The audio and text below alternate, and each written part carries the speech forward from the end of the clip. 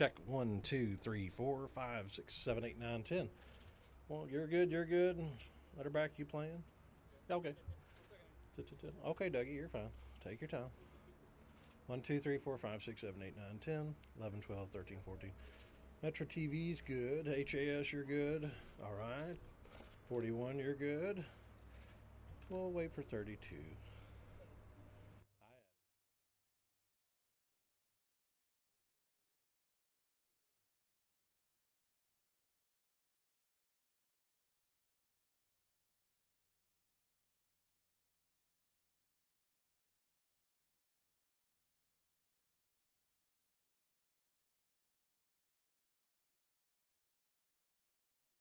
good, Paul. 1, 2, 3, 4, 5, 6, 7, 8, 9, 10. No, the other Paul. There's two.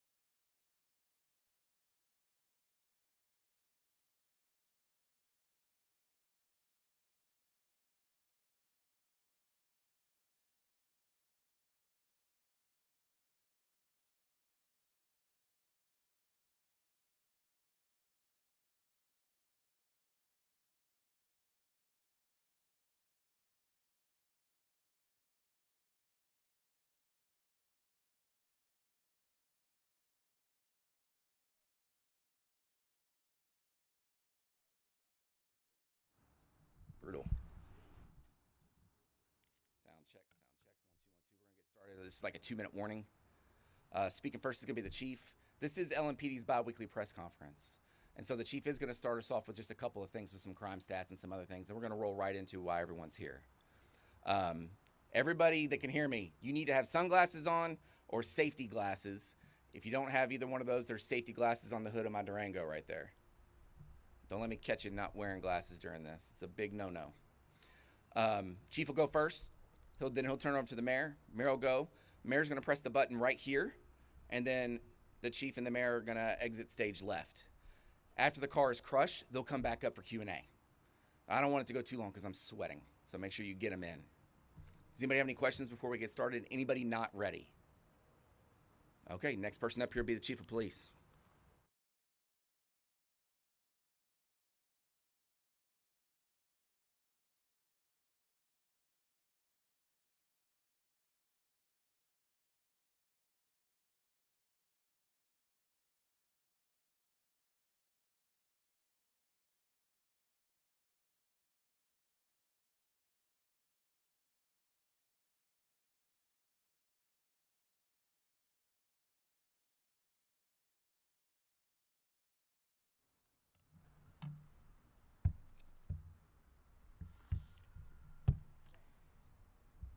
All right, everybody good to go?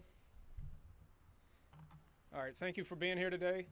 This is taking place of our normal bi-weekly press conference where we give you updates on crime and different trends going on within LMPD. So I want to touch on a few things, and then we'll make sure that we push out all the pertinent crime stats to you so that you have those as you normally do on a bi-weekly basis. First, I do want to touch on the fact that last weekend was a fairly violent weekend that's been fortunately an outlier for what we've experienced this year so far. And we had 3 homicides over the weekend as well as 7 non-fatal shootings. That being said, one of the good things is that our homicide unit was able to identify, locate, and take into custody with the help of the SWAT team yesterday the suspect in the murder that happened at the Shawnee boat docks. And so we're very glad that of the work that they've done. That puts us at 86 homicides right now this year. That's down 26% compared to this time last year. And our non-fatal shootings are still down right at 30% at 279. So like I said, we'll get those usual stats to you like normal. Kind of an update on Louder Than Life. I know the mayor's going to touch on some specifics in his press conference tomorrow, and we'll have the assistance of our special events as well as our traffic unit. But Bourbon and Beyond was very, very successful. But what we noticed is a few problems with the traffic exiting. It's a lot of people that are out there, and so we want to make sure that people are patient when it comes to Louder Than Life, because there will be even more people.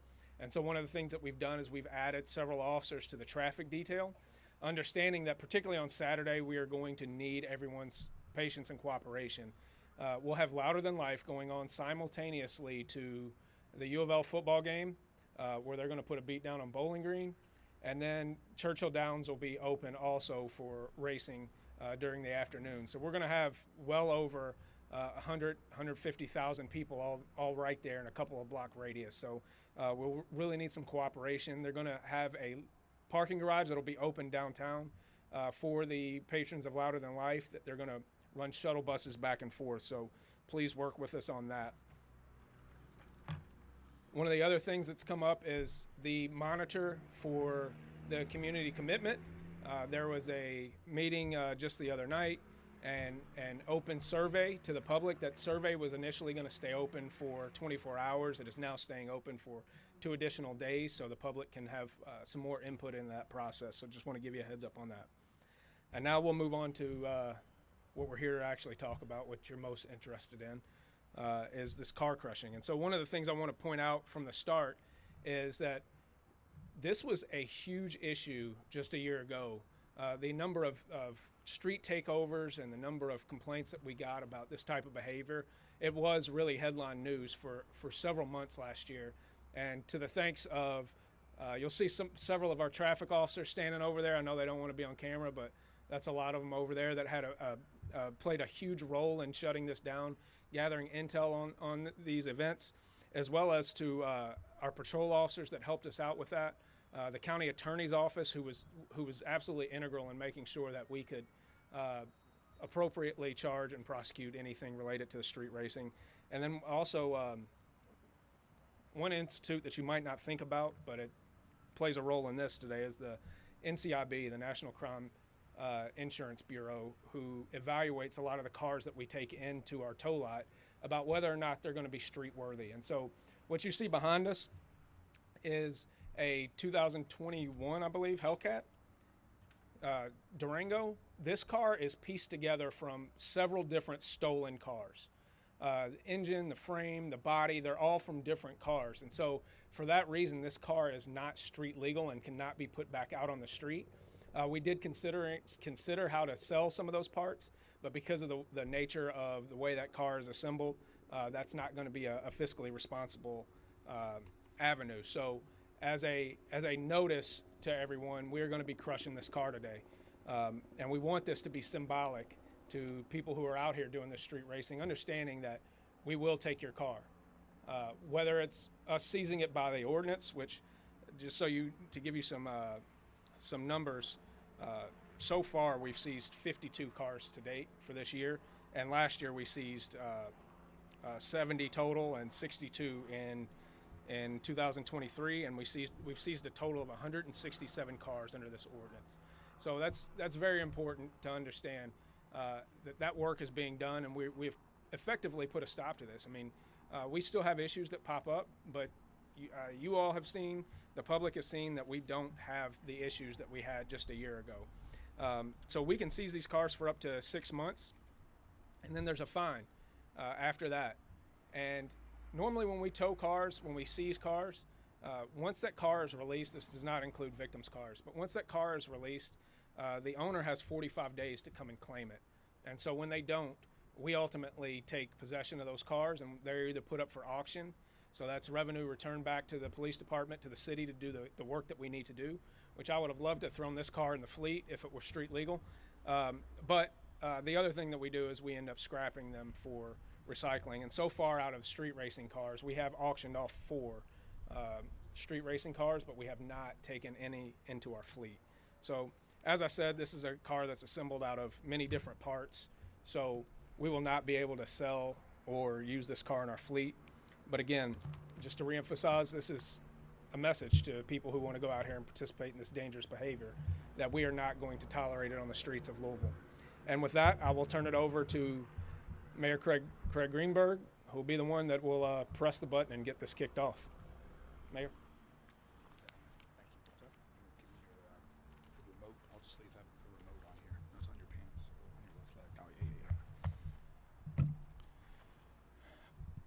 Good afternoon. It's great to be here with the chief today. Thank you very much to our traffic officers and other LMPD officers who are doing such important work every day to keep our community safe. Every person, every family, and every corner of our city deserves to feel safe and be safe. And that's why Chief Humphrey and I are working so hard every day to create a safer city through collaboration, innovation, enforcement, and reform. And while we still have work to do, we are on the right track. As you just heard, homicides, shootings, carjackings, and more are all down. Still, we need to do more. And that's why we're here today. Our streets should be safe for everyone. Whether you're driving to work, walking your dog, or simply enjoying time with your families and friends. That's why when we hear about illegal street racing, when we hear about street takeovers in any part of our city, LMPD shows up and shuts it down. We've seen street races in our community reach over 120 miles per hour and have dangerous, even fatal consequences. The family of Myrtle Wacker will soon be mourning the 1-year anniversary of her tragic death when she was killed by illegal street racers on October 25th, a year ago. Street racing is reckless, it's dangerous, and it's completely unacceptable in Louisville, Kentucky. Again, that is why LMPD shows up and shuts it down. As you just heard, last year we took more illegal street racing cars off our streets than at any year in our city's history. It's a reflection of our commitment to protecting lives and restoring peace in our neighborhoods. And it's working. Thanks to this increased enforcement and community vigilance, illegal street racing in Louisville is down significantly. And that means there are significantly fewer chances for tragedy, fewer nights disrupted by squealing tires and roaring engines, and most importantly, more peace for the families of Louisville. Today, we're sending a clear message as we work to do every day. Louisville will not tolerate behavior that puts our people, our families, at risk. So we will continue to use every tool that we have to protect our community and make Louisville safer, stronger, and healthier. This vehicle that we're crushing today was seized by LMPD. It's a Frankenstein car put together by many different parts. This vehicle could not be auctioned off. It's not legal to be ever used on our streets again. Same goes for its parts. For anyone who's thinking about street racing in Louisville, think again. You are not welcome here. We will not let you put lives at risk.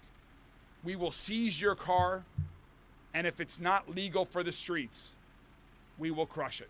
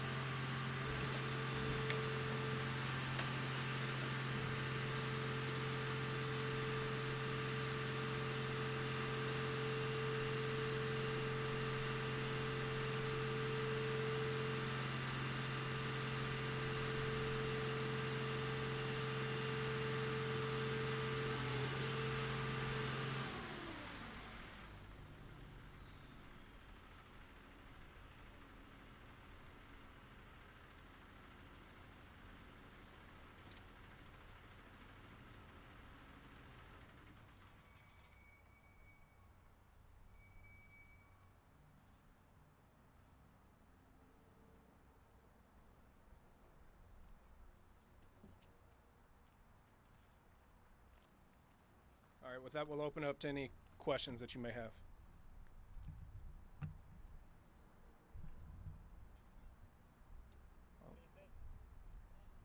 I think it sends a message. You're not going to get your car back if you participate in this type of behavior.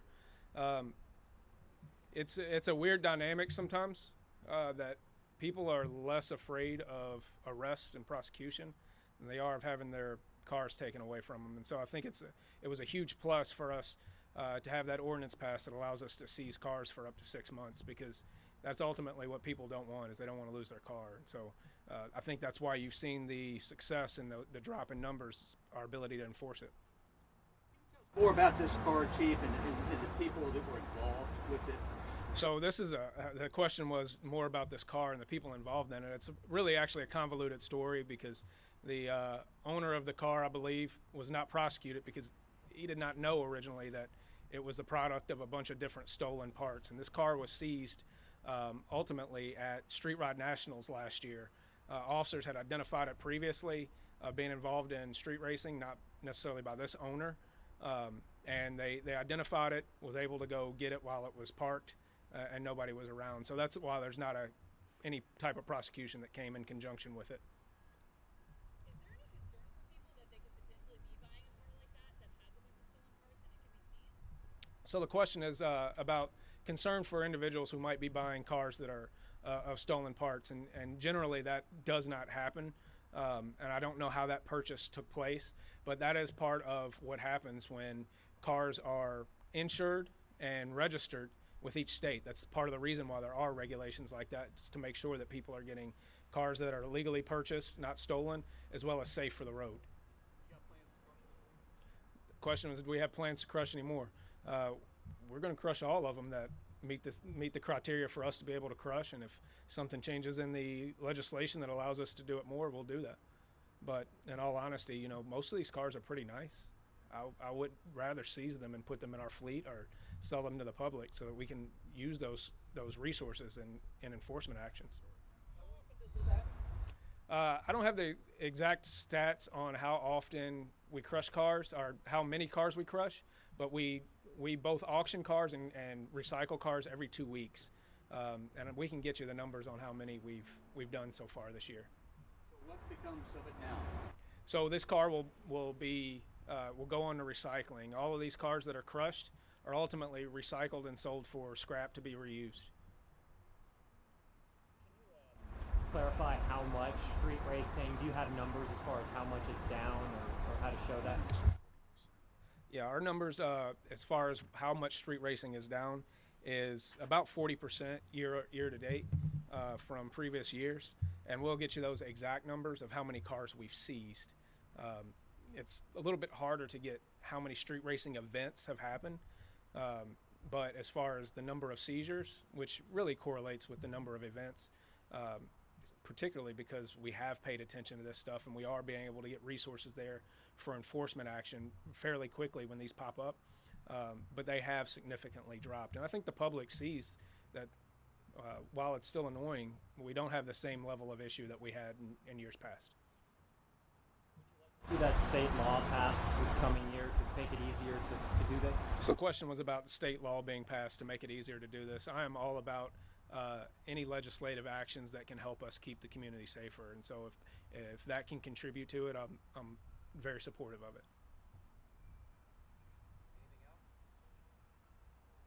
Off to this, like how did we know that this had all these parts from all across the country? So the question was, how do we know that it had all these parts all across the country? So anytime these cars come in after we tow a car, so it was towed through investigative means, they were able to identify this car, locate it, and tow it. And then they run routine checks on it, and when the VIN numbers aren't matching up between the engine and the car and stuff like that, and so that's a red flag right away. And so every car that we tow, we check for stolen to start off with. And so I'm not exactly sure how they ascertain that, but usually when the VIN numbers on different parts of the car don't match, it's what the FBI calls a clue. Like I think the engine's from what, like Michigan or something? Is this something? Right. And as far as seeing it more often, I don't think it's something that we're seeing more or less often, or I can't give you that information right now. But this is not a new problem. This goes back to the beginning of motor vehicles in the United States, of people piecemealing cars together and people stealing cars. So, and then people racing cars. You know, that goes way back. So, all right. Thank you all.